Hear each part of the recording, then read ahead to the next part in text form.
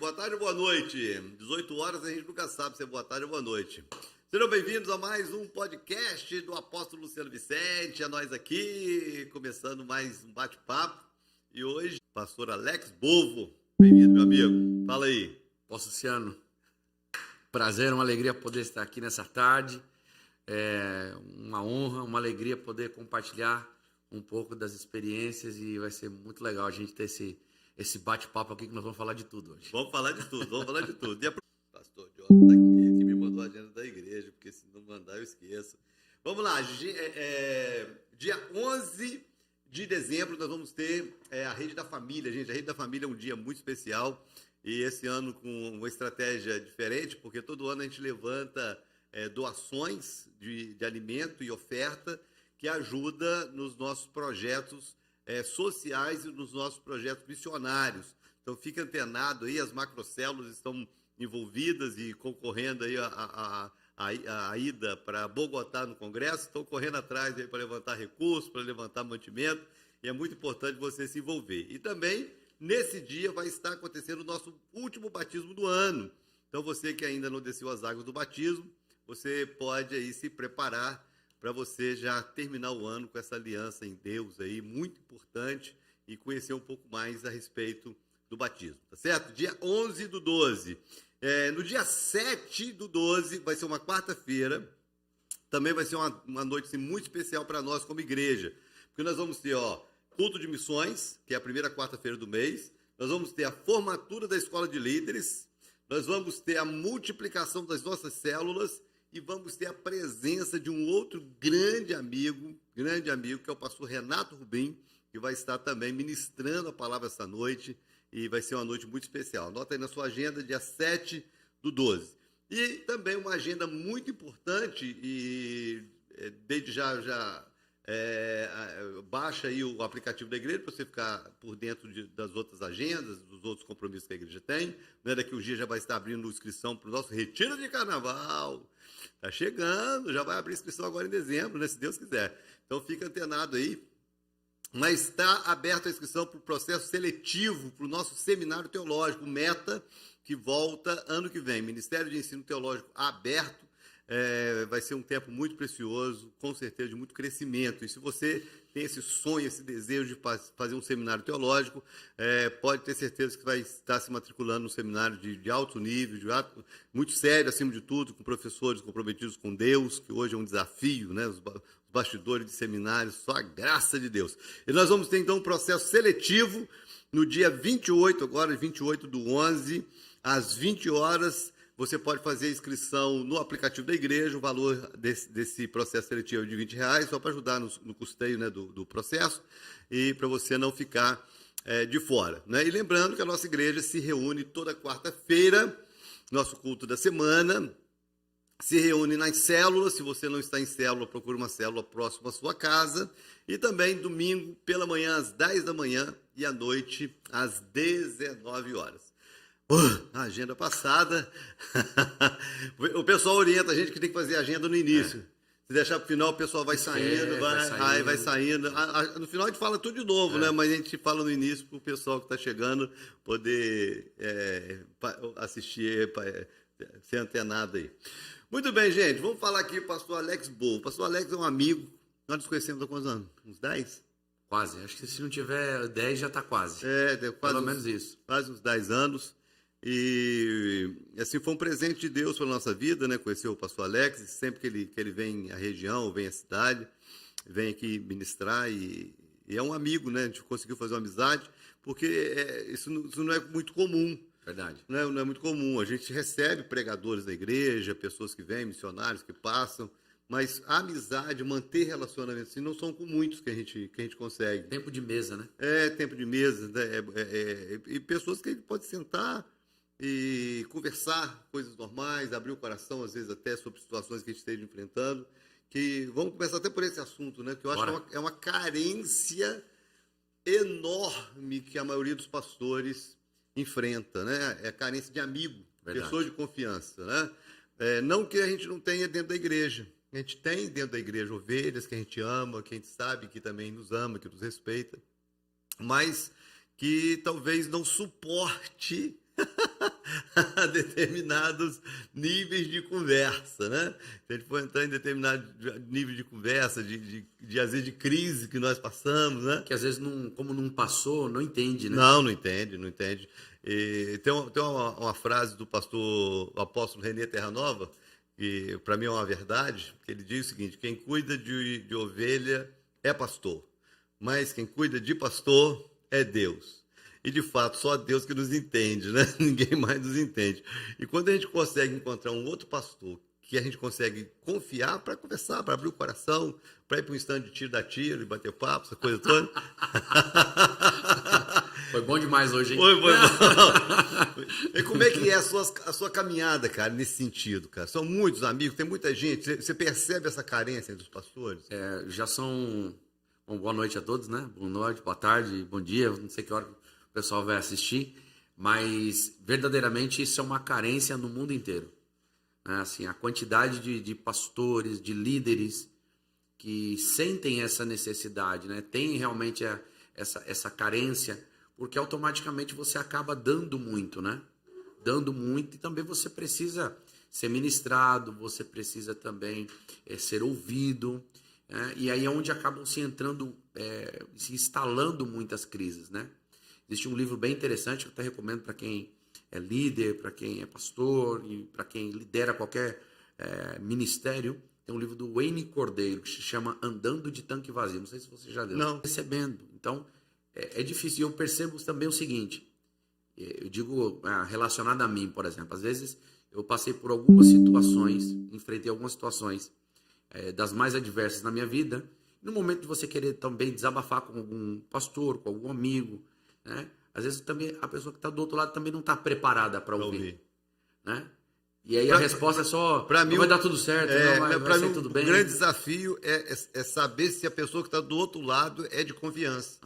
Né? Porque a gente vive no meio, que é uma coisa que às vezes é difícil as pessoas da própria igreja entenderem.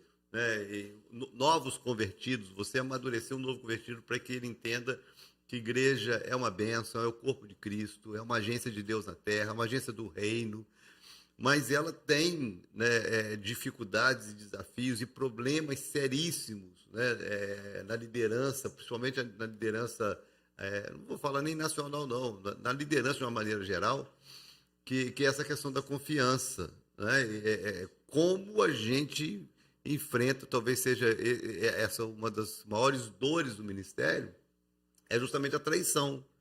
Como a gente administra traições. Pessoas que, quando dependem de você, precisam de você, veem você como uma oportunidade, como um trampolim para chegar onde elas querem. Então, elas te bajulam, elas te tratam super bem e tal. E acabam conquistando o seu coração. Né? Que, às vezes, as pessoas olham para a gente e esquecem que nós somos humanos, que nós temos coração, que a gente tem sentimento, que a gente tem necessidades, inclusive de amigos, né? E aí essas pessoas às vezes se aproximam, a gente abre o coração pensando, poxa, é um amigo, amadureceu, está pronto para andar comigo. Quando você vê, irmão, o cara está afiando o punhal um punhal e um cabo junto. Com cabo e tudo. Então, em função disso, a gente acaba se resguardando muito. Então, quando a gente encontra um amigo, fica aqui uma palavra para você que é líder, a importância de você encontrar amigos de confiança. Maduros e que consigam assim compartilhar com você e ouvir, né, de você as suas crises. Que é outra coisa que é importante também de falar, pastor. O Alex, é que tem gente que acha que o pastor não passa crise, né? Passa, muitas. Tem gente que pensa, cara, que a gente está acima que a gente vive no sobrenatural, que a gente vive no céu e tal. E aí, muitas vezes, a igreja não consegue entender as nossas crises. Exatamente. Porque, tipo assim, eles veem o pastor como o cara é o super-herói, né? Tá pregando, Deus usando a nossa vida. A gente muitas vezes não fala, né? Nós não expomos que nós somos um super-herói, que nós, né? A gente, na verdade, luta muito contra isso. Mas automaticamente as pessoas criam aquele vínculo emocional e acabam te vendo como um herói, né? Quando você abre o coração e você fala, elas ficam, como assim o meu super-herói tá cansado? Errou, né? Caiu, pecou, e essas coisas todas, o risco, né, que tem. Que é uma outra frase do apóstolo René, que ele repetiu isso algumas vezes, pastor que não tem crise não é pastor. Pastor que nunca passou por crise não é pastor. Então, isso é uma coisa normal da vida. Não é só a nossa geração. Claro. Quando a gente olha dentro da Bíblia e a gente vê cada líder extraordinário, você vê o Moisés ferindo a rocha quando era para falar, o Davi que cai, né, e que tem uma família totalmente conturbada por causa de uma ausência paterna muito grande. Então a gente vê que todos os heróis da Bíblia, que foram heróis, não tem como a gente comparar o nível de relacionamento que esses homens tiveram com Deus e a gente, né, apesar da graça, e eles enfrentaram essas crises. Eles enfrentaram crises. O João Batista que manda o recado para Jesus: é tu mesmo ou nós vamos esperar outro? Tô preso aqui, irmão, você vai resolver ou... Verdade. Mas você enfrenta isso, isso não é uma crise nacional. No mundo inteiro tá isso. Não, e isso no ministério é constante, né? Assim, só aumenta os níveis, né? Você falando, quando você pensa assim, agora eu vi tudo, aí aparece alguma outra situação que você fala, por mais que você tenha 20, 30 anos, 40 de ministério, na verdade uma hora que você vai ser surpreendido. Vai ser surpreendido com alguma coisa. Então não tem uma receita, mas a gente sempre vai passar, nós sempre passaremos por alguma situação que com o propósito de nos ensinar, de ensinar a igreja, de amadurecer, da maturidade aqui, né? Deixa eu te fazer uma pergunta, porque você é um cara que rodou muito. Você já pregou em quantos países até hoje? Mais de 20. Mais de 20 países você já pregou. Vou agora para mais um, México, dia 7 ao 14 de dezembro. Vai estar no México. Mais um país. Então, e você já implantou igreja, né? Já abriu, já trabalhou, não é simplesmente um itinerante que passou em alguns desses lugares, você teve tempo, né? Principalmente na Europa. Existe umas conversas de pastores que às vezes quando eles não conseguem romper aonde eles estão plantados, o argumento de que aqui é diferente, aqui é mais difícil. todo mundo se referindo à Europa. Não, ao lugar que eles estão. Ao lugar onde eles estão, entendeu? Na Europa. Okay. Não, não estou falando de Europa, não. Ok. Qualquer lugar. Às vezes o cara está aqui em Campos. Uhum. Aí ele está num determinado bairro, um exemplo. Aí, às vezes, a igreja lá não está rompendo e você tenta, de alguma forma, ouvir e ajudar. E o pastor fala, não, porque aqui o povo é mais difícil. Quando você vai conversar, às vezes, com pastores que estão na América, alguns falam isso. Não, porque aqui é diferente, aqui é mais difícil. Você vai conversar com pastores na Europa, a gente ouve muito isso, né?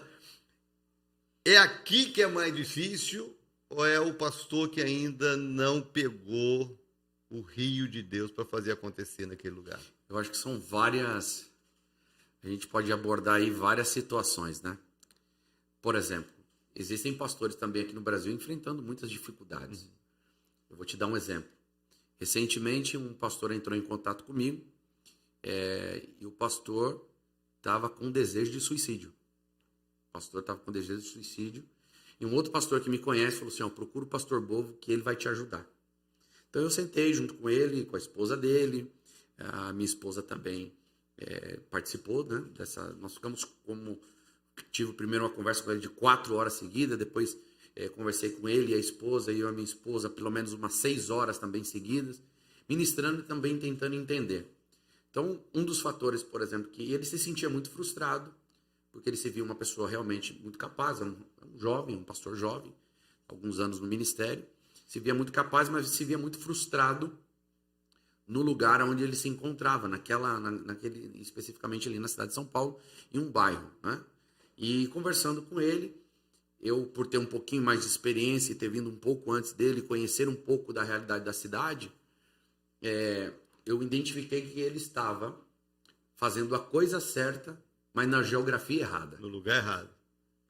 Ele não pegou o rio. Exatamente. É um rio. Exatamente. Então, ele era um cara que falava uma linguagem para um povo que não entendia ele. Então, a comunicação, né, como diz o velho, não é aquilo que você fala, é aquilo que o outro entende. Então, você precisa entender que na geografia onde Deus te colocou, né, ou te direcionou, você precisa entender que nessa geografia existe uma cultura, existe uma forma de entendimento das pessoas, de leitura, né? Então, eu acho que também é por aí. Então, eu falei para ele, você, Porque o lugar, por exemplo, onde ele estava, é um lugar onde de muito movimento, de muita passagem de pessoas, de ministérios muito firmado em campanhas atrás de campanha. E ele veio numa proposta completamente diferente daquilo. Então eu falei, você está numa geografia que, culturalmente falando, nesse bairro, nessa cidade, nesse lugar, a coisa funciona dessa forma. Então você está indo numa contramão. Agora, se você veio, tem uma palavra que veio de Deus para esse lugar, então você é um cara que vai romper paradigmas aqui, você vai plantar, você vai cavar, mas em um determinado tempo, não pense que isso vai ser a curto prazo, vai ser médio e longo prazo, vai vir uma colheita, você vai conseguir. Entendi. E na Europa a mesma coisa. Na Europa, por exemplo, na Espanha, onde eu estive, durante aí esses últimos 14 anos, na Espanha as pessoas nunca eu fiquei internado uma vez, pra você ter ideia do que é o evangelho lá. Eu fiquei internado uma vez, peguei uma bactéria, a médica sentou na beira da minha cama e ela perguntou, né? O que é que você faz? Eu disse, eu sou pastor. Ela disse, pastor, aquele que cuida das ovelhinhas lá no campo? eu falei, não, eu sou pastor de uma igreja. Ela, igreja? Que igreja? Assim, desse jeito. Não, uma igreja evangélica. Mas como que é? Qual que é a igreja diferente de vocês? Para a igreja evangélica, para a igreja católica? Sabia nada. Não sabia nada. Qual que é a base de fé de vocês? Eu falei, não, a Bíblia é sagrada, mas é a mesma Bíblia. Aí ela viu uma Bíblia do lado da minha cama, ela falou, posso tocar na sua Bíblia? Eu nunca vi uma Bíblia. Ela médica? Uma médica, na Espanha, onde a maioria das pessoas, elas pensam que a Espanha é um país católico. Mas, na verdade, a Espanha está entre os países da Europa, entre o top 3 do maior número de ateus da Europa. Pessoas que não acreditam em Deus. Então, ela ficou ali folheando a minha Bíblia, olhando, fazendo perguntas, porque as pessoas não têm esse contato por uma série de questões. Então, questões históricas lá, né? Então, a Igreja Católica forçou muito a obrigatoriedade das pessoas irem à igreja para elas poderem ter direito à comida. Então, se ela não fosse na igreja, não tinha direito à comida. Então, a Igreja Católica acabou cometendo muitas atrocidades. E isso fez com que as pessoas criassem uma imagem negativa de Deus. Então, elas se afastaram. Então, você precisa entender a cultura do lugar, você precisa fazer uma leitura da sua geografia.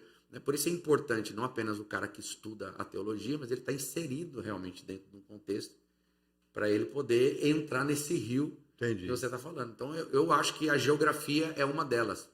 Como o Senhor fez com Abraão, né? Deus mudou a geografia dele. Então, Deus, quando quer fazer algo também, ele vai mudar a sua geografia, mas você precisa entender o contexto de onde o Senhor está te plantando. Mas se Deus plantar, se você estiver no lugar certo, na hora certa, vai dar certo. Fácil não vai ser nunca. Vai dar certo. Deus vai te dar estratégia. Mas fácil nunca. Nunca vai ser fácil. Mas vai dar certo. Mas vai dar certo. Se um deu certo, alguém tem que dar certo. Eu estou lá na Espanha todos esses anos. Nós estamos falando de menos de 350 mil cristãos em um país de 44 milhões de cristãos evangélicos, 350 mil. E existem aí no meio desse que se consideram cristãos, os Testemunhos de Jeová, né, enfim, todos os outros aí que são intitulados como seitas, são considerados cristãos. Então é um número baixo, mas existe um povo, existe uma estratégia para você alcançar esse povo. Entendi. Eu tenho assim, até na criação de filhos, a gente tinha assim, um argumento com os filhos. Às vezes os filhos, quando não conseguem se dar bem na escola, sempre é culpa do professor, né? Sim. Sempre o professor que foi ruim, não ensinou e tal. Então os pais vão lá na diretoria. É sempre assim, é sempre a culpa do professor. Aí eu perguntava, sempre eu fazia a pergunta, alguém da sua sala foi aprovado? Alguém passou? Essa é a pergunta que encurrala. Alguém teve boa nota? Aí teve. Então, se alguém teve, você podia ter tido. Então, sempre esse argumento. Então, em relação ao ministério, eu sempre entendo isso. Quando eu vim para Campos, essas coisas assim que com o tempo você vai aprendendo, às vezes faz até no natural, enfim. Quem está dando certo aqui? E tinha assim 2 pastores na época, até de igrejas tradicionais da cidade, que rompiam. Eles eram conhecidos, as igrejas dos 2 eram conhecidas. Então eu peguei esse veio dos 2, entender-se por que eles estão dando certo. Entendeu? Porque eu penso assim, tem muita gente frustrada, tem muita gente dando errado, mas tem gente dando certo. Então, se tem alguém dando certo nesse território, e você não está dando certo, não tem a ver com o território. Não tem a ver com as pessoas. A pessoa é difícil no mundo inteiro, né? Então tem a ver, de fato, com você entender essa geografia, entender essa É isso aí, você entender, né? É. Por exemplo, eu havia domingos semanas que eu jejuava, eu estudava, eu preparava aquela mensagem e tal. E falei, hoje vai se... Tinha uma mensagem que eu falei, meu Deus, eu me converti de novo através dela. Mas na verdade... Se ninguém aceitar Jesus hoje, eu vou aceitar para não perder não tinha uma conversão, não acontecia. Aí eu cheguei a pensar, falei, pô, o problema então realmente... Tá comigo. Tá comigo, então eu preciso entender isso aqui. Então aí o que eu fiz? Eu criei um material onde os espanhóis que eles iam na igreja não entendiam. A gente, por exemplo, fala, fecha os seus olhos, que é muito comum para nós aqui, fecha os seus olhos, vamos orar. Eles não conseguem fechar os olhos e orar para quem? O cara não fechava o olho, pô, o cara ficava assim. Então, uma coisa que é muito comum e natural para nós, para eles é uma coisa inalcançável. Como que eu vou falar com Deus? Para eles é um negócio estranho. Então, o que eu mudei a estratégia? Então, eu comecei a desafiá-los a entender o evangelho em 7 passos. Então, eu desafiava, porque eles gostam muito de ser desafiados, desafiava eles a virem 7 domingos para entender racionalmente o evangelho. E aí era incrível. A partir do momento que racionalmente eles entendiam o evangelho, na última lição, eles aceitavam Jesus. Então não era pela mensagem, pela pregação, pela entender o evangelho. É entender o evangelho de forma racional. Então, e aí não há nenhum problema. E a igreja sua lá é pentecostal. É uma igreja animada, né? É uma avivada. Você é pentecostal, a igreja tem que ser pentecostal. É uma igreja animada, avivada, né? Viva. Para dentro da Espanha é algo fora da curva. É algo fora do normal. A quantidade de pessoas que... E essas pessoas que entendem racionalmente, depois elas entram nesse mover do Espírito também? Elas entendem. Porque, claro, primeiro foi o entendimento, porque a maioria de nós acabamos de certa forma... eu, por exemplo, quando recebia Jesus, eu estava imerso num ambiente desse de mover profético, né? E tudo mais. Então, aquilo me impactou. Só que aquilo que eu recebi, aquilo que eu vivi, talvez não serviria naquele momento, naquele lugar, naquela cultura onde eu estava. Então, a partir do momento que eles entenderam o evangelho, aí ficou tudo muito mais simples e mais eficaz. Uma dica aí para uma pessoa que tem uma chamada missionária, Deus me chamou, sei lá, para a Europa, para a África. Fica aqui até uma palavra, porque virou na cabeça de algumas pessoas que chamado missionário só para lugar ruim, né? Uhum. Como se tivesse lugar ruim, como se tivesse lugar bom. Lugar bom é dentro da nossa casa, né? Qualquer chamada para mim fora da minha casa já é uma coisa... Desafio. Até para você mudar daqui desse estado para outro estado, já seja outra cultura. Porque tudo vai ter a sua dificuldade. Claro. Né? Se você vai para um país extremamente próspero, você vai ter dificuldade da barreira das pessoas. Para que eu quero Deus se eu tenho tudo? Né? Se você vai para um lugar muito pobre, você vai enfrentar uma outra barreira, né? Que às vezes as pessoas estão questionando: para que eu quero um Deus que está deixando eu passar fome? Então, qualquer lugar vai ter essa dificuldade. Né? Então é importante as pessoas saberem que se Deus te chamou, seja para a Europa, seja para Paris, ou seja para Angola, seja para o mais rico, para o mais pobre, para o mais... Tudo é uma chamada que, se Deus chamou, Deus tem propósito. Mas um conselho, cara, igual você saiu, você largou tudo, você esposa, foi para a Europa, rodar aquilo lá tudo, pregando e tal, passou suas dificuldades, né? Já conversamos algumas vezes sobre isso. Um conselho para alguém que tem uma chamada. Eu acredito que, se realmente a pessoa já sabe exatamente o país onde ela vai estar, seria muito interessante estudar muito bem a cultura antes. Isso vai economizar bastante tempo e bastante sofrimento. Então, no meu caso, eu tive que, no meio do processo... Aprender. Então, se eu tivesse entendido culturalmente como funcionava, a questão da religião, tudo que o povo tinha enfrentado. Não houve avivamento na história da Espanha. Na Inglaterra, na Escócia, País de Gales, Alemanha. Não tem nada na Espanha. Então a Espanha foi visitada até pelo apóstolo Paulo, né? Teve suas visitações. Mas só deu uma passadinha por lá. Né? Usava mais como um trampolim, como uma base, né? De passar. Então, mas não ficou, não permaneceu. Então, eu acho que a questão cultural, você estudar um pouco antes, se você sabe exatamente para onde você vai, Eu acho fantástico. Língua. Idioma, né? Porque, enfim, para você poder se comunicar de forma efetiva, e é muito importante. Mas, acima de tudo isso, acreditar que verdadeiramente, se você tem uma palavra e tem um chamado, você precisa acreditar. Porque haverão muitas barreiras, muitos nãos. Não vai ser fácil. Muitas dificuldades. Com chamada, com recurso. Lugares que eu chegava, com as pessoas preparo, dizendo, aqui ninguém dá certo, não. Aqui é cemitério de profeta. Você chegou cheio de foguinho, animadinho agora, você vai ver daqui 3 anos. E não estou falando do ímpio, eu tô falando do crente, do cara que está lá. Entende? Então, se você não acreditar em você e no seu chamado e naquilo que Deus liberou sobre você, você pode ter todo o recurso, todo o conhecimento, você pode ter todo o respaldo, você pode ter cobertura, você pode ter o que for, não vai fluir. Porque na hora da primeira dificuldade... Eu, por exemplo, eu e minha esposa, eu tinha na minha mente, no meu coração, o meu desejo, quando eu saí do Brasil e larguei tudo, né, já pela minha segunda ida à Europa, só que já para ficar, primeira vez para pisar nos territórios, né, e mapear. O meu propósito era ir para a Suíça, porque na Suíça, estou falando de coisa de 16, 17 anos atrás, não existia igreja evangélica de língua portuguesa ou de língua hispana, não existia. Existiam pouquíssimas igrejas em alguns lugares, então eu falei, poxa, aqui é um bom lugar para você estabelecer um trabalho. Né? Só que eu não consegui chegar lá. Então eu saía de uma igreja, ia para outra, saía da uma, ia para outra. E durante 3 anos e meio, eu e minha esposa, nós não tivemos casa. Eu tinha 4 meses de casado. E a oferta que eu recebi espontaneamente, eu investia para poder chegar na outra igreja. Porque não tinha redes sociais, não tem hoje. Tinha o Orkut, né? Quem lembra do Orkut aí? Meu Deus do céu, tô ficando velho, Luciano, misericórdia. Vamos mudar de assunto, tá ficando feio isso aqui. Então, assim, era o máximo que aconteceu depois. E não tinha essa facilidade que tem hoje. Então eu fui encontrar a terra realmente que Deus tinha destinado para nós 3 anos e meio depois.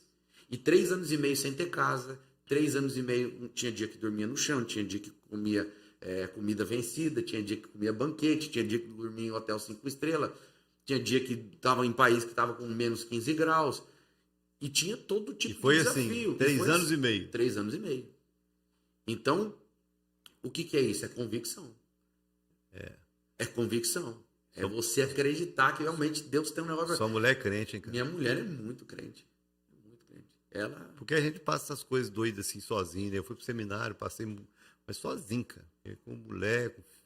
Porque você é homem, você é bicho do mato, você vai que vai, né? Agora a mulher quer ter o cantinho dela, ter as coisinhas dela. Né? 3 anos e meio. E a gente era só mala, apóstolo. É que não é que você morou 6 meses num lugar e você teve essa... Não tivemos isso. Só mala. 3 anos e meio, só mala. Se não tiver convicção... Não funciona. Não fica. O pessoal fala hoje de BlaBlaCar, né? Já fazia isso há 20 anos, meu irmão, atrás. Pegar carro de carona. Porque como funcionava? Existe um site, por exemplo, na Alemanha, onde eu fiz missões durante muitos anos, existia um site que você se cadastrava nesse site, e aí você, naquele site, você, por exemplo, eu quero ir para Berlim. Então, eu queria ir para Berlim pregar o evangelho lá em Berlim. Só 20 anos atrás. E eu tô lá em Dortmund, é um dos lugares que eu fiquei bastante. Então, era de estação de trem em estação de trem. Então, da Hauptbahnhof de Dortmund a Hauptbahnhof de Berlim. Aí o cara colocava lá no site, sou fulano de tal, tenho 3 vagas no meu carro. E a oferta é 30 por pessoa. Aí você ia lá, cadastrar, falava, eu quero 2 vagas aí. E o cara chegava lá, estava certinho no horário. Cara, você não sabe se o cara era um psicopata, um maluco, um doido. E a gente ia embora. E o cara deixava a gente lá na estação e ia pregar o evangelho. É muito legal, gente. Eu acho, poxa, a gente ouvir essas experiências, porque a maioria das pessoas que chegam, poxa, o pastor Alex tem uma igreja na Espanha, tá, né, graças a Deus está aí agora, a igreja enviando ele para a América, o apóstolo Luciano está lá em Campos, uma igreja abençoada e tudo mais. As pessoas que chegam e pegam pronto não imaginam a estrada.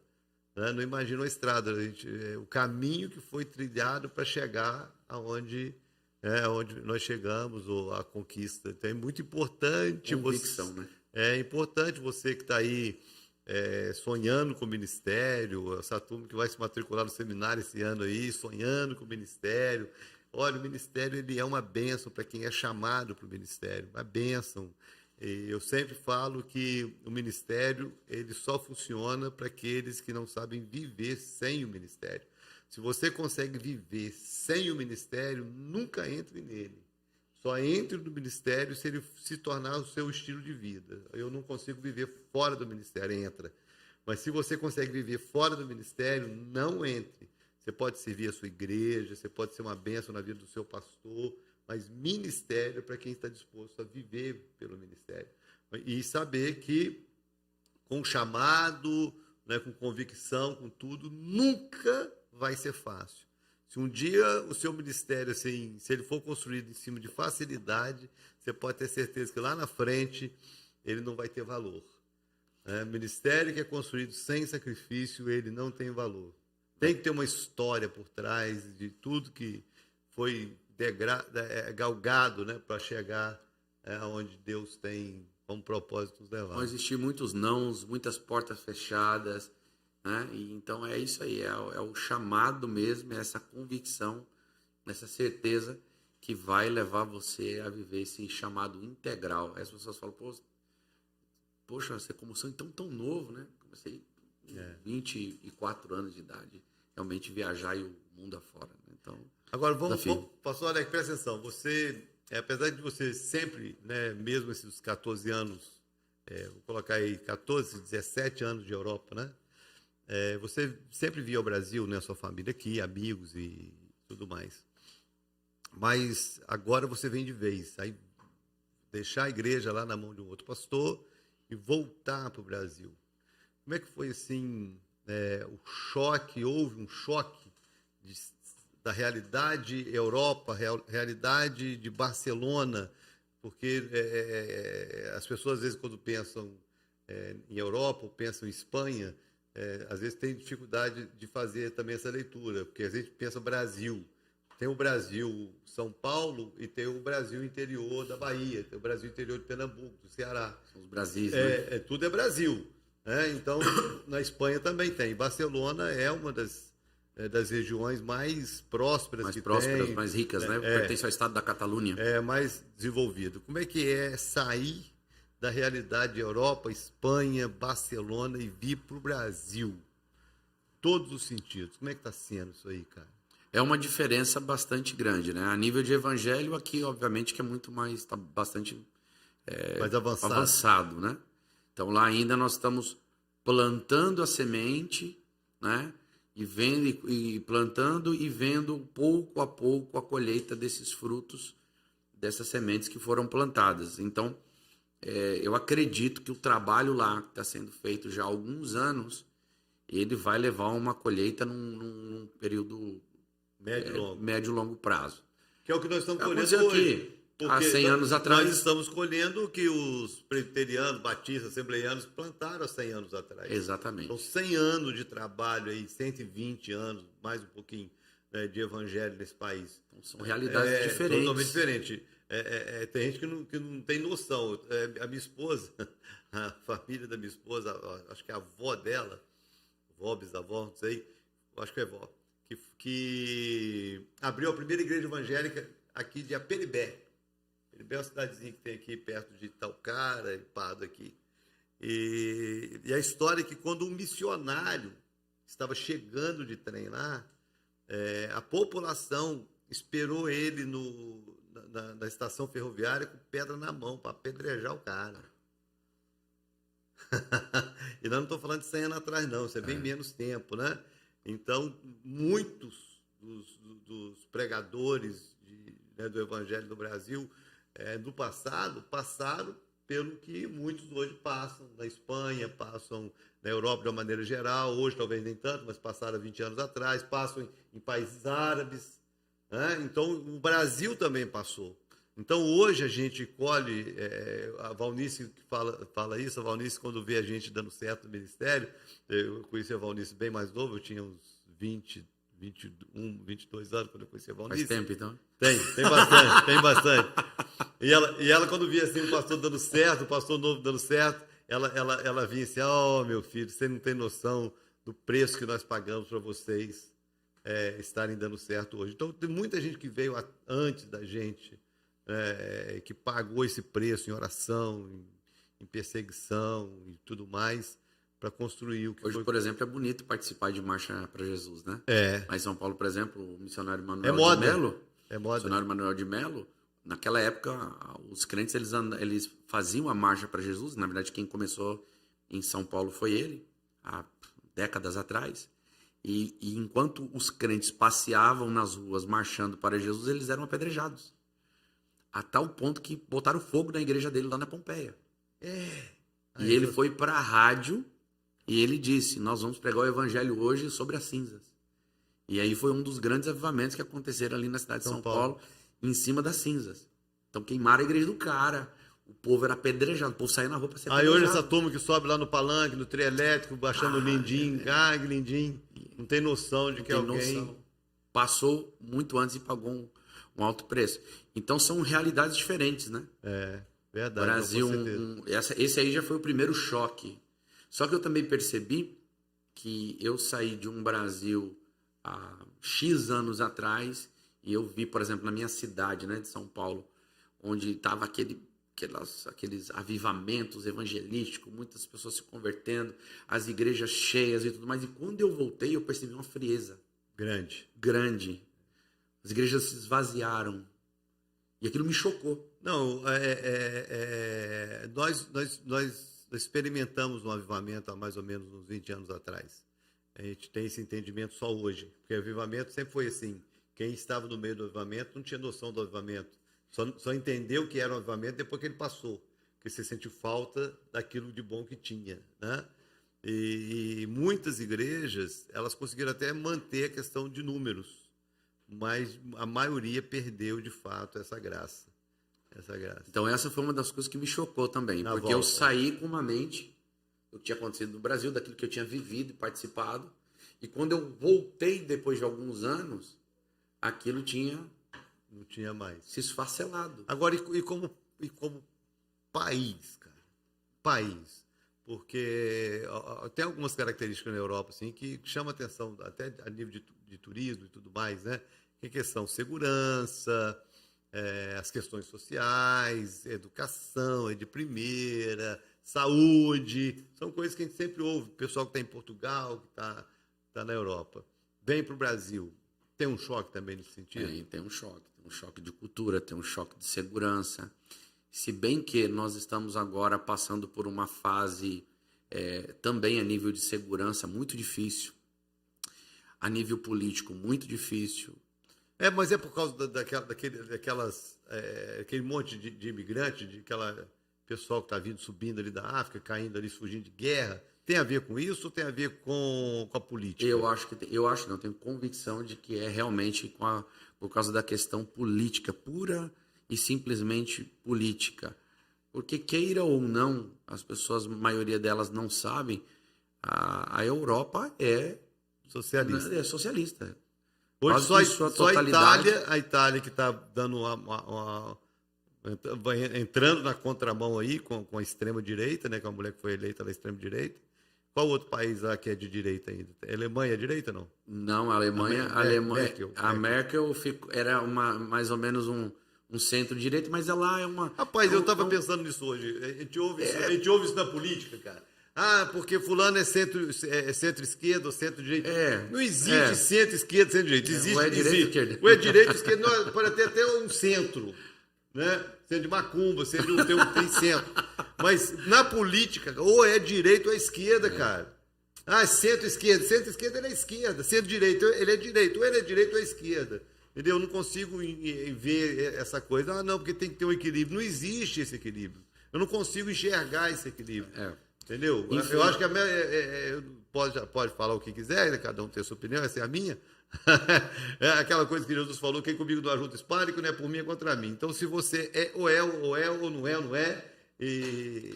Difícil, porque lá é assim, a maioria é assim. A Itália... Talvez alguns sejam mais medrosos de querer implantar uma ideia. Aí são em nome do equilíbrio, em nome de... Mas assim, você percebe claramente, eu percebi ao longo desses anos, tanto lá quanto aqui, que houve uma mudança muito, muito brusca e muito rápida. Por exemplo, eu posso falar da Espanha e posso falar de Catalunha especificamente, que é o estado onde está Barcelona. Em 8 anos de esquerda lá... 8 anos. 8 anos. Acabou com a cidade, acabou com o estado. Acabou. Quando eu cheguei lá, era uma das 3 cidades mais seguras da Europa. Barcelona, para você ter ideia, já era, até a pandemia, era o 5º ou 6º ano a cidade mais visitada da Europa, mais do que Paris até. E aí o que aconteceu? Começaram-se a criar algumas leis e algumas normas, ou afrouxando outras, e isso acabou, infelizmente, destruindo com a cidade. Exemplo, a primeira vez, no ano exemplo. passado, eu fui roubado em novembro do ano passado, coisa que era inimaginável em Barcelona. Inimaginável. O cara arrebentou o vidro do carro dentro do shopping, levou a minha mochila dentro do shopping. Levou minha mochila. Minha mochila tinha algum dinheiro, tinha um iPad, enfim, eu tive um prejuízo grande dentro do shopping. E eu não fui ressarcido em nada, nem pelo seguro, nem pelo shopping e por nada. E isso acaba o quê? Aumentando, acelerando a criminalidade. Então há uma impunidade muito grande. Estou falando de Europa. Outra coisa que está acontecendo que as pessoas não sabem. Até 300 euros lá não é considerado roubo. E, rapaz, a gente vê vídeo, né, da Califórnia, que acho que na Califórnia, eu não tenho certeza, mas acho que é até $900. A gente ouve essas conversas, não, porque na Califórnia agora você deve deixar o carro aberto, porque se alguém quiser roubar alguma coisa que está dentro, é melhor você deixar aberto, porque ele abre a porta, leva o que quer e não precisa quebrar o vidro para você não ter 2 prejuízos. A gente ouve essas histórias, a gente vê vídeo de pessoas entrando em lojas. Que roubam, o cara que é ladrão rouba, tem vídeo na internet, pessoal, o cara rouba uma carteira que tem 400 euros dentro, o cara deixa 100 dentro da carteira, tira os 300 e joga a carteira com 100 dentro. Porque até 300 não é crime. Não é crime, não é roubo. Então, o que está acontecendo lá... Isso é verdade, cara? É verdade. Essa doideira aí que a gente ouve, às vezes, desse maluco, desse bandido, desse Lula, que ele fala, né? Poxa, os jovens que estão roubando o celular só para tomar uma cervejinha. Roubo de celular. Essa é a ideia. Mas assim, descambou. Transformar isso numa prática normal. Está descontrolado lá. A polícia não está dando conta, não tem como controlar, mas está uma situação assim lamentável. Segunda coisa que está acontecendo. O casal lá da igreja, o pessoal saiu de férias, quando voltou o apartamento, tinham pessoas ocupadas dentro do apartamento dele de férias. E ninguém tira, o governo não tira, ninguém consegue tirar. Voltei sem terra aqui? Entraram no apartamento do cara, o cara sai de férias. E arromba a porta do apartamento dele. Aí entra, e fica aí quando você volta de férias. Chama-se ocupas lá. Ocupas. Eles entram, e aí o que está acontecendo? Como a justiça não consegue tirar, a polícia não consegue tirar pelas vias normais e judiciais, o que está acontecendo? Você fala, eu preciso morar na minha casa. É minha casa, é minha casa. Aí está acontecendo lá que estão contratando empresas, que na verdade não são empresas que trabalham de forma legais, pegam uns brutamontes, os caras ficam cercados no teu apartamento, na tua casa, para quando um dos dois agarrar os dois, trocar a fechadura e devolver a chave para você. E nisso estão cobrando 4, 5, 6 mil euros, dependendo do tempo que a pessoa tem que ficar. É quase uma milícia legalizada. Exatamente. Esse é um ponto. O outro ponto que está acontecendo... Rapaz, eu fico pensando que no Brasil, quer dizer, essas leis ainda não passaram, né? Apesar que hoje pequenos furtos, o juiz hoje não está fazendo nada. Né? Nós tivemos um caso aqui na igreja de um pastor que teve a sua casa invadida, um doido foi lá, tacou fogo na moto do pastor, dentro da casa dele, e eu fui até a delegacia com ele para prestar depoimento, e você ouve lá do delegado, lá da pessoa que atende lá, que não tem o que fazer. Volta para casa, eu vou te dar um conselho, sai de casa para proteger a sua família. Poxa, eu saio de casa para proteger a minha família, porque a polícia não pode fazer nada, porque se prender, no outro dia o juiz vai soltar, e as leis são assim. Nós estamos caminhando para um lugar, para esse caminho, e na Europa já está mais adiantado. É isso que mais me assusta, por exemplo, nessa minha vinda, eu estou vendo claramente o Brasil indo para o mesmo caminho, na mesma direção. Ou seja, você percebe que parece que é uma agenda global satânica tomando conta, né? E nas escolas as leis LGBTQIA implantada. Lá, por exemplo, se eu me cadastrar como pastor para fazer um casamento, no ajuntamento, que eles chamam lá, que é a prefeitura, onde a gente pode ter como pastor, a gente tem autoridade para fazer o casamento Legal, jurídico. Jurídico, né? Civil com efeito jurídico, aliás, isso, religioso com efeito civil, né? Uhum. Jurídico. Se eu me cadastrar lá e um homossexual ele decidir que eu vou casar ele e eu me negar, eu tomo uma multa de 100 mil euros e vou para cadeia, 6 meses de prisão. Porque eu não estou homofóbico. Exatamente. Eu não posso me negar. Então, eu não posso me cadastrar na prefeitura para fazer casamentos, porque se eu me cadastrar e o cara decidir lá... Você tem que se submeter à lei. Eu tenho que me submeter, senão eu vou preso e ainda multado. 6 meses de prisão para o pastor. Rapaz, a gente... gente, presta atenção aqui, você que está em casa aí, queridinho. Porque às vezes a gente fala essas coisas no altar, né, cara? A gente compartilha essas coisas no altar. Aí tem gente que acha, o apóstolo é exagerado, o apóstolo está viajando a maionese, o apóstolo está inventando moda. É importante você ouvir uma pessoa que... Nós não estamos falando de um país árabe, muçulmano, islâmico, nós não estamos falando de países onde o evangelho não alcançou, não. Nós estamos falando de país de primeiro mundo, nós estamos falando de Espanha, nós estamos falando de Europa. Nós estamos falando que, ainda que seja um país que não teve um avivamento, mas tem a pregação do Evangelho, é um país que já foi considerado país cristão, apóstolo Paulo passou por lá, enfim, tem uma experiência cristã. E muito adiantado em relação à nossa realidade da América do Sul. Isso está acontecendo. Eu não sei se você sabe, mas há anos atrás, o caos estava tão grande na Espanha que foi onde começou o regime de Franco. Tem vídeos no YouTube. O Franco, o cara do exército, entrou dentro do Congresso, deu 5 tiros para cima dentro do Congresso, meia dúzia de soldados, falando, agora nós vamos botar ordem no barraco. Aconteceu isso lá. Para dar uma controlada. Só que passou-se os anos, voltou a ter a democracia, e aí a coisa...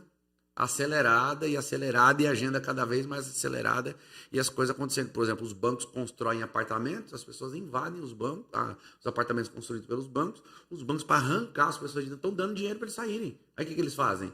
Ganha os 5, 6 mil euros e vai invadir outro. E aí, o cara vive só de invasão. Virou um verdadeiro comércio. Caos. É isso que está acontecendo. Comércio do caos. É isso aí. Poxa vida. Então, parece surreal, né? Parece.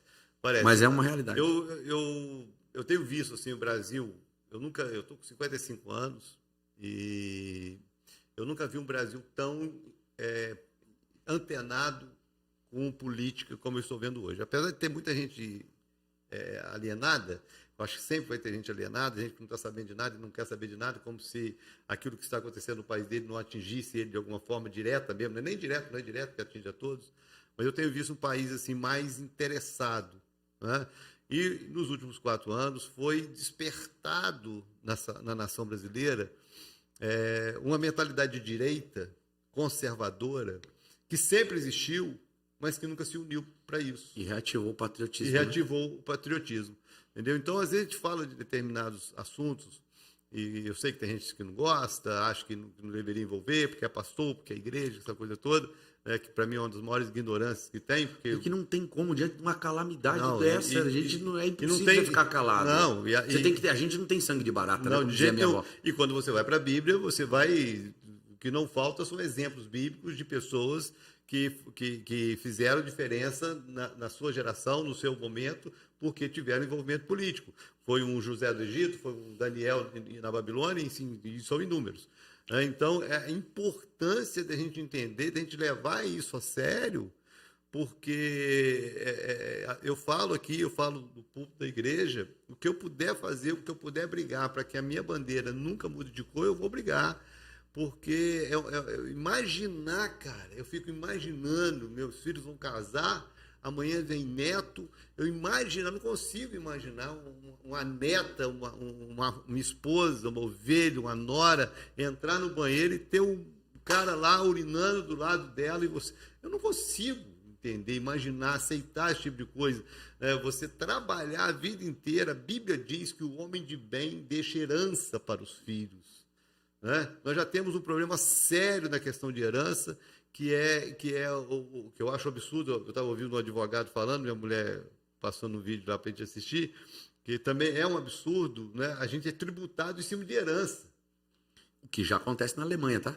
Nós somos tributados em cima de herança. É um absurdo, cara, a gente ser tributado em cima de herança. Meu pai, ele passou a vida inteira pagando tributo, pagando imposto para construir o patrimônio. Aí meu pai morre, vai me deixar a herança, eu vou ser tributado em cima daquilo que ele conquistou pagando já tributo. Na Alemanha, para você ter ideia... Aí agora vem esse perturbado da Argentina, porque é um perturbado, isso é um endemoniado.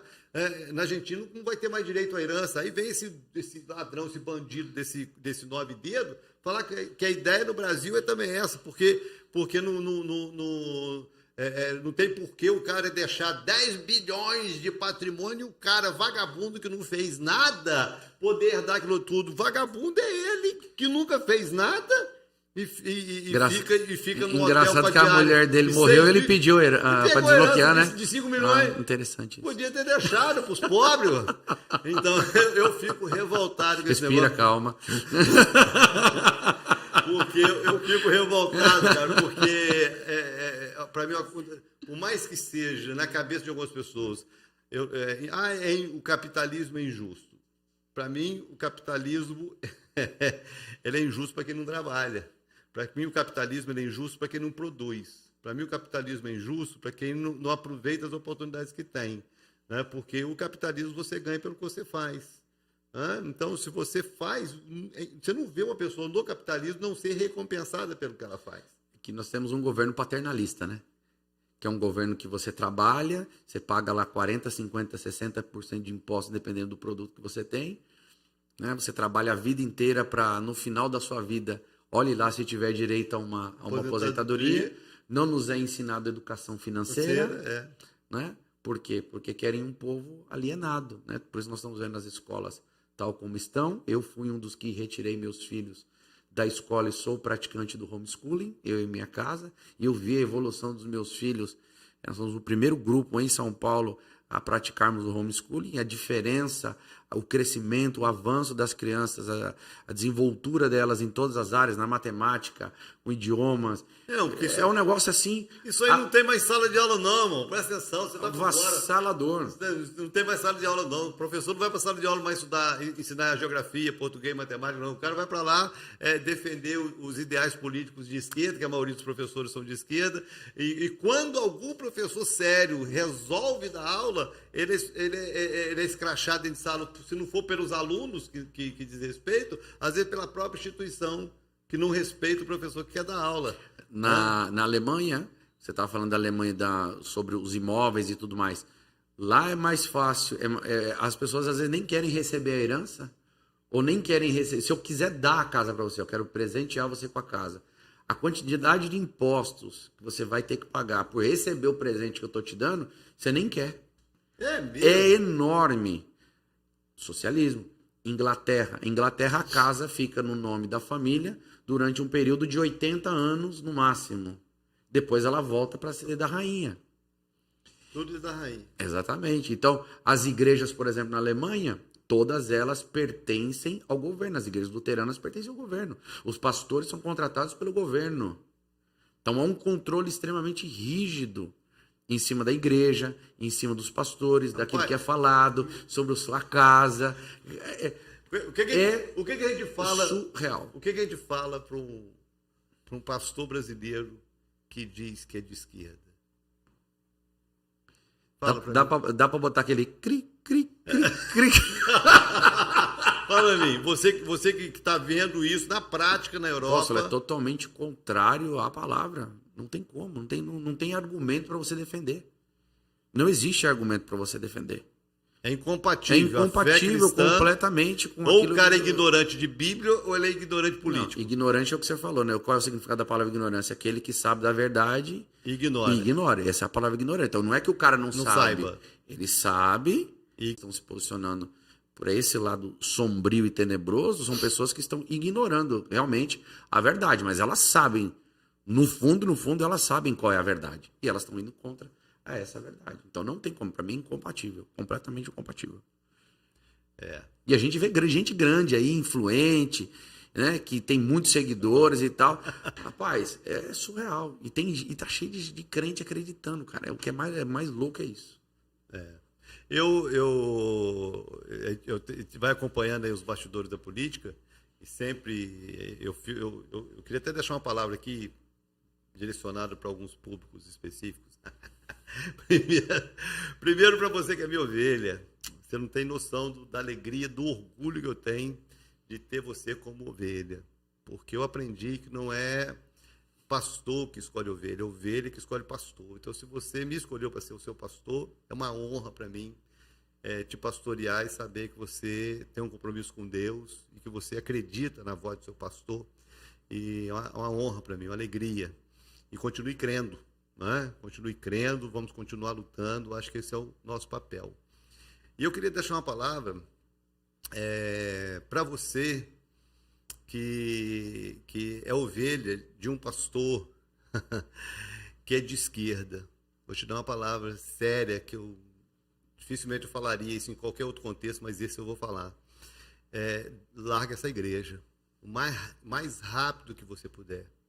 Largue por muitos motivos. Primeiro, porque se o seu pastor é de esquerda, ele é a favor de tudo que Jesus é contra. De todos os valores que a Bíblia é contra, ele é a favor. Esse cara não merece ser o seu pastor, entendeu? Procure um pastor sério, procure um pastor que tema a Deus, que creia na Bíblia, porque o seu pastor desviou. Ele não merece ter você como ovelha, entendeu? E você, pastor, que às vezes fica triste porque está perdendo ovelha, porque foi para o púlpito, como eu, falar da direita, falar dos valores que nós cremos, e você perdeu ovelha, querido, não fica triste não. Às vezes Deus separa o joio do trigo e ele tem as maneiras de fazer isso, entendeu? A gente não perde ovelha.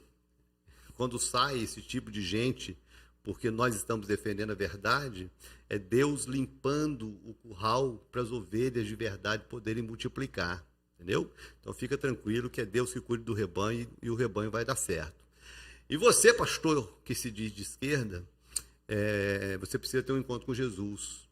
Você precisa rever seus valores bíblicos, de repente voltar para o seminário, deixar o púlpito por alguns anos, estudar de novo, né? Se converter de verdade, ter um compromisso com Deus, uma experiência com Deus, para que você não seja um instrumento nas mãos do inimigo, desviando pessoas da verdade e colocando vida de pessoas em risco em relação à fé e à eternidade.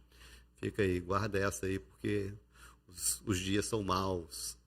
O ambiente está tenebroso. Eu quero também, apóstolo, assim, até desafiar e ver se podemos fazer isso. Eu tenho muitos contatos, né? Não só dentro da Venezuela, Cuba, né? Pessoas muitos amigos que falam assim, aqui nunca vai acontecer isso aqui. Lá eles falavam isso. Há 20 anos atrás? Né? Não é porque cheio de estrangeiro, o pessoal próspero, petróleo, liberdade. Eu tenho um amigo que quando ele se posicionou, hoje ele é pastor em Miami, ele se posicionou e começou a realmente falar as atrocidades que o governo cometia em cima de um púlpito. O que aconteceu? Ele saiu, terminou o culto, tal, foi pegar o carro dele, chama-se Apóstolo Noriega, vou te apresentar ele.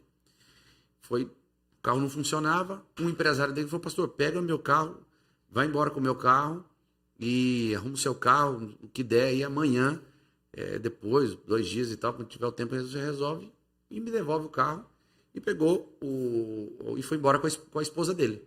Dia seguinte, o pastor, na rotina dele de igreja, levantou, despertou, saiu da casa dele e estava indo em direção à igreja. Quando virou a esquina, saiu da casa dele, o carro dele foi metralhado. Ele só não morreu porque o carro que o empresário emprestou para ele era blindado. Sabe o que aconteceu? Esse homem teve que sair de lá correndo, literalmente, na Venezuela. Venezuela. Caracas. Ele teve que sair de lá correndo, ele teve que se desligar completamente da igreja. Do amigo do Lula. Teve que se desligar completamente da igreja. E aí o que aconteceu? Aí até para proteger a igreja. O problema vem com as futuras gerações. Foi o que você falou assim, eu me preocupo com meus netos, né? Vocês estão casando. Ele teve que recentemente receber o neto dele, pequenininho, tendo que atravessar num deserto para conseguir entrar nos Estados Unidos. Porque lá já chegou a um índice de quase 80% de pessoas abaixo do índice da pobreza, da miséria. Que doideira, hein, cara.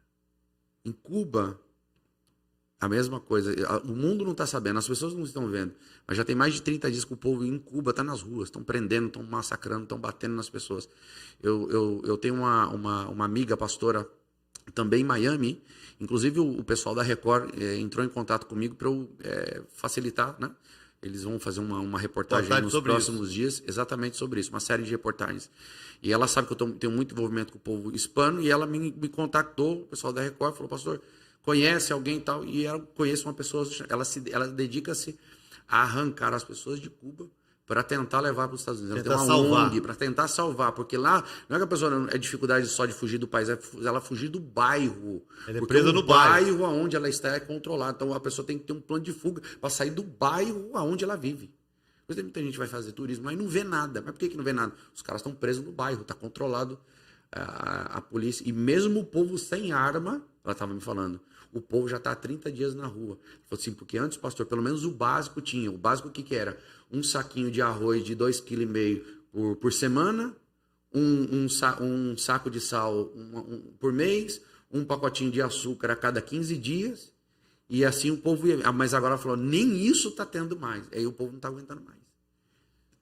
E todos diziam, não, aqui nunca vai acontecer. Eu estou te falando de pessoas que eu conheço, não é que eu vi na internet, são pessoas Pode até reais. aproveitar a pegada aqui, já que eu estou dando conselho, dar um conselho para você aí que não acredita, irmão.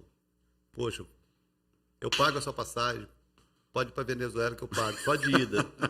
Vai para lá, fica lá, entendeu? Você não precisa querer trazer a desgraça para cá, você vai a sua desgraça para lá, viver na desgraça de lá.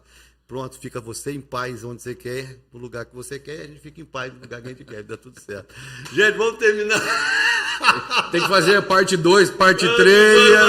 Mas é muito bom, cara, a gente ouvir pessoas que vivem isso lá fora, né, para mostrar que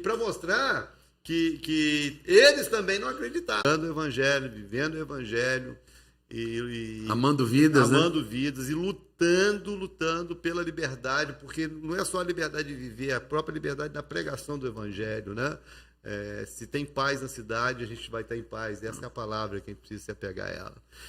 Meu amigo, bom demais, cara, ter você na minha casa, bom demais benção. ter você aqui na igreja, foi Prazer. uma benção. Se você não pôde estar no culto de ontem, pela manhã e à noite, você não pôde estar, pois você entra no nosso canal do YouTube e assista, porque foram 2 mensagens poderosas, 2 momentos de mover de Deus, foi muito bom. E é muito bom sempre ter você conosco aqui. Obrigado. Deus te abençoe. Honra, amigo. Na sua nova jornada, indo para a América com a família, que Deus abra as portas, te prospere naquela terra, no ministério, que dê tudo certo. Assim como Deus te honrou lá na Espanha, que Deus te honre também na América. Tamo junto. Gratidão, amigo. Amém. Gente, um grande abraço aqui, um grande abraço para você. Deus te abençoe, te aguardo na Igreja Semear. Venha celebrar Jesus conosco, quarta-feira, às 20 horas, domingo, às 10 da manhã e às 19 horas. Um beijo no coração. E se você foi abençoado nesse podcast, apesar das emoções foram afloradas, muitas, respirar. Apesar das emoções afloradas, se você foi abençoado, compartilhe esse podcast, porque pode ser que abra o coração e abra os olhos de outras pessoas. Um beijo no coração, tudo de bom a todos.